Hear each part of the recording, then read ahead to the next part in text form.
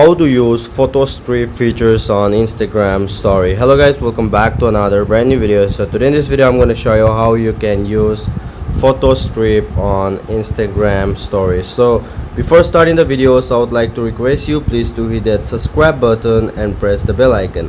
So without wasting much more time, let's get started. So guys, let me just select one picture here. Okay, let me just select this picture, and then after this just click on this sticker icon on your story, and then here you can see you'll get to see Photostrip features. Simply click on it, and then here you have to select 3 photos. Okay, so let me just select 3 photos here. Okay, let me just select 3 photos.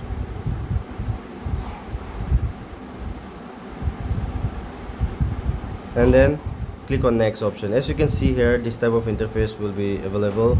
So now you can just adjust this Photostrip. Okay, you can just adjust also, you can add caption, new things. Okay, and then you can just adjust this photo. Click on down option, and then here you can see, let me just show you what you can change the color also. This is kind of good, and then here you can just do like this or whatever you want to do.